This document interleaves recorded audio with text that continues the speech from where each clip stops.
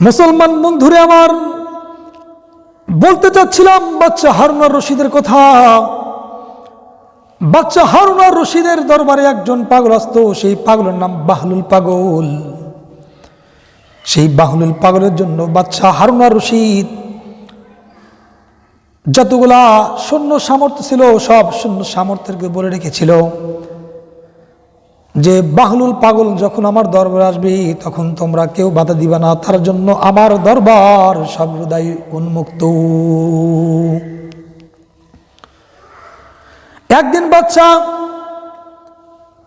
দরবারের সিংহাসনে তখতের উপরে বসা, ইতিমধ্যে গেট দিয়ে ঢুকতেছেন বাহলুল পাগল। বাহলুল পাগল এবার যখন রাজা বাচ্চা হারুন আর রশিদের কাছে আসলো, তখন হারুন আর রশিদের হাতের মধ্যে একটা ছোরা ছিল, লাঠি ছিল। আগেরকার বাচ্চার হাতের মধ্যে ছোট ছোট একটা লাঠি থাকে। তো বাচ্চা হারুন আর রশিদ তার হাতের মধ্যে একটা ছোরা লাঠি নিয়া তিনি লাঠির ছড়িটা বারবার ঘুরাইতেছিলেন। আর বাহলুল পাগল বাচ্চা হারুন আর রশিদের সামনে উপস্থিত হয়ে যখন দাঁড়িয়ে গেছেন, এবার বাচ্চা হারুন আর রশিদ বাহলুলকে ডাক দিয়ে বলে, এই বাহলুল, এই যে আমার হাতের মধ্যে একটা ছোরা একটা লাঠি দেখতেছ, এই লাঠিটা আমি তোমাকে দিলাম, তোমার থেকে যে বোকা পাবা তুমি তাকে এই লাঠিটা দিয়ে দিবা। দেখছেন কই যে খোঁচা মারতেছে। বাচ্চা হারুন আর রশিদ তাকে ইনডাইরেক্টলি বলতেছে না যে তুমি গাধা, তুমি সব থেকে বোকা। সে খোঁচা দেয় বলতেছে, তোমার থেকে যদি কাউকে তুমি বোকা পাও তাহলে এই লাঠি এই ছোরাটা তুমি তাকে দিবা। মানে বাচ্চা উদ্দেশ্য, বাহলুল পাগলকে উদ্দেশ্য, তুমি সব থেকে বোকা, তোমার থেকে আর বোকা কাউকে পাবা না, এই কথা বলছেন। মুসলমান বন্ধুরা আমার, এই কথা বলার পর বাচ্চা হারুন আর রশিদের হাত থেকে লাঠির ছোরাটা নিছেন।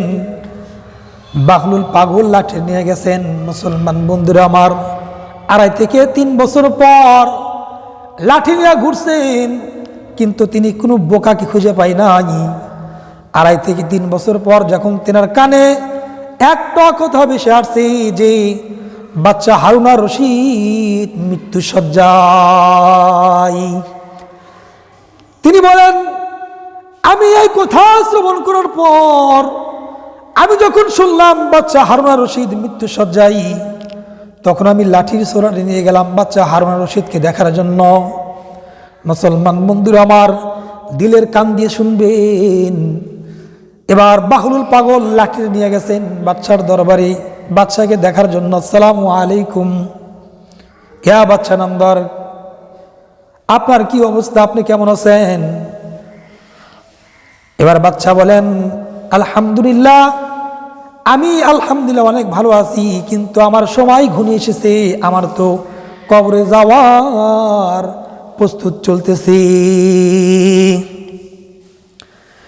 এইবার বাহলুল পাগল বাচ্চাকে ডাকতে বলেন, ও বাচ্চা নামদার, আমি জানতে চাই আপনি যে সফর যাবেন, বিশাল একটা লম্বা সফর যাবেন, সফরে যাওয়ার আগে আপনি সৈন্য সামর্থ্য পাঠিয়ে দিচ্ছেন। আগে 7 দিন 8 দিন কোথাও যদি সফর করতে যেতেন তো ওখানে সর্বপ্রথম একটা লস্কর, একটা দলকে আপনি প্রেরণ করতেন।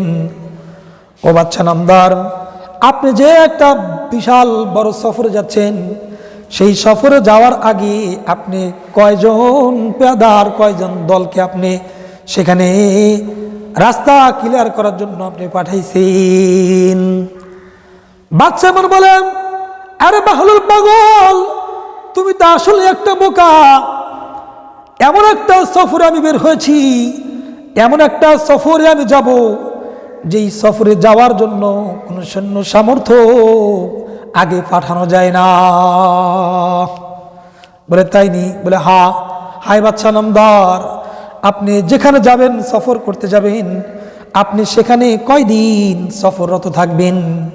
বাহলুল বলে, এই কথা বলার সঙ্গে সঙ্গে বাচ্চা বলে, আরে বাহলুল তুমি তো আসলে একটা বোকা, এমন একটা সফর যাচ্ছি যেই সফর থেকে কেউ কোনোদিন ফিরে আসতে পারে নাই, পারবেও না।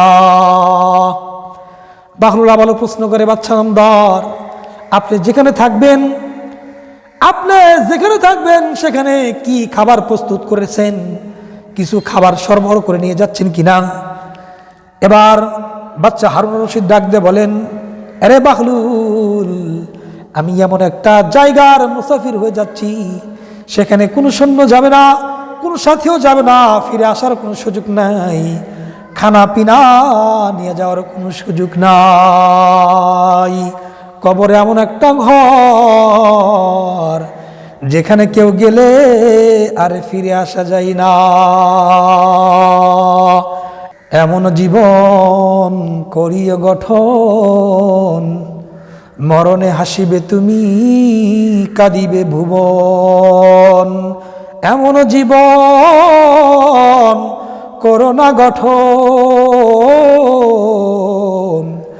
কাঁদিবে তুমি মরণে আর হাসিবে ভুবন। কাঁদিবে মরণে তুমি আর গোটা হাসিবে ভুবন। বাদশা বলেন, এরা বাহলুল তুমি কি পাগল? এমন একটা মুসাফির কবরের ভিতরে যাচ্ছি, যাওয়ার জন্য কোনো সামান নেওয়ার কোনো সুযোগ নাই। বাহলুল বলেন, বাহলুল পাগল? বাদশা যে লাঠিটা বাহলুল পাগলকে দিয়ে বলেছিল, এই লাঠি এই ছোরাটা তুমি তোমার থেকে গাধা ফেলে তাকে দিবা। এবার বাহলুল তার হাতের লাঠিটা নিয়া, মানে তার কাছে যে লাঠিটা দিয়েছিল রাজা, সেই লাঠিটা নিয়া বাহলুল পাগল এবার বাচ্চার হাতে ধরে দিছে।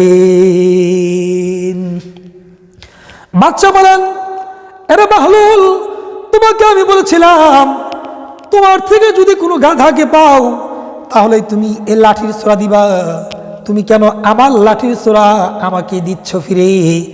বাহলুল এবার ডাক দে বলেন, বাদশা নামদার আপনি যে কথা বলেছিলেন আমার থেকে যদি কোনো গাধা যদি পাও তাকে দেওয়ার জন্য, বাদশা নামদার শুনে রাখেন আমি বাহলুল আজকে বলে যাচ্ছি আমার থেকে আমার পরে আপনার মতো গাধা পৃথিবীর মধ্যে কেউ নাই। বাদশা বলেন, বাহলুল তুমি কি বলছো? তুমি কার সামনে দাঁড়িয়ে কথা বলতেছো এই কথা? বাহলুল ডাক দিয়ে বলেন, বাদশা নামদার আপনি আগে 7 দিনের সফরে যাওয়ার জন্য শত শত লস্কর পাঠিয়ে দিতেন রাস্তা পরিষ্কার করার জন্য, খাবার জন্য সরবরাহ করতেন, খাবার দামি দামি খাবার, আবার চলে আসার জন্য একটা নির্দিষ্ট সময় নির্ধারণ করতেন।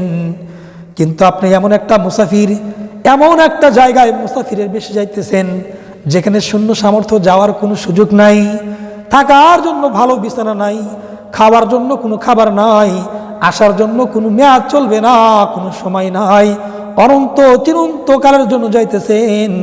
কিন্তু আপনি যাইতেছেন হাতের মধ্যে কোনো মাল নাই, হাতের মধ্যে কোনো এলেম নাই, আল্লাহ তাআলার কোনো এলেম দেওয়া এলেম নাই।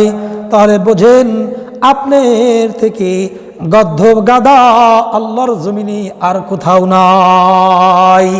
যেই ব্যক্তি দুনিয়ার মধ্যে থাকলো, আল্লাহ রাব্বুল আলামিন দুনিয়ার মধ্যে পাঠাইছেন বান্দা দুনিয়ার মধ্যে যাইবা, শুধু যাইবা না বলে আল্লাহ তাআলার ইবাদত করার জন্য, বন্দেগী করার জন্য। যেই মুসলমান দুনিয়ার মধ্যে থাকলো, খাইলো, ঘুরলো, কিন্তু আল্লাহ তাআলার দেওয়া হুকুমগুলা মানতে পারলো না, শরীয়তের আহকাম বিধানগুলো মানতে পারলো না, আল্লাহ তাআলার ভয় রাসূলের সুন্নাত জিন্দেগি করতে পারলো না, সেই ব্যক্তি যখন কবরে চলে যাবে সেই ব্যক্তির মতো বোকা গাধার কেউ নাই। আর সব থেকে বুদ্ধিমান সে যে ব্যক্তি দুনিয়ার মধ্যে থেকে আমল করবে, বেশি বেশি আল্লাহ তাআলার কদমে সিজদা করবে, তার মতো দামি মানুষ আর পৃথিবীতে অদ্বিতীয় আর কেউ নাই। বাচ্চা আপনারা বুঝতে পেরেছেন? হাই হাই হাই আমার জিন্দেগিটা কি করলাম! বাহলুলকে আমি বলতাম সে হলো সব থেকে গাধা, সব থেকে নির্বোধ, কিন্তু বাদশা আজকে আমার মনে হইতেছি দুনিয়ার মধ্যে বাহলুল সব থেকে দামি, সব থেকে চালাক, আর আমার মতো বাদশা যার হাতের মধ্যে শূন্য কিচ্ছু নাই, আমার মতো বোকা পৃথিবীর মধ্যে আর কেউ না।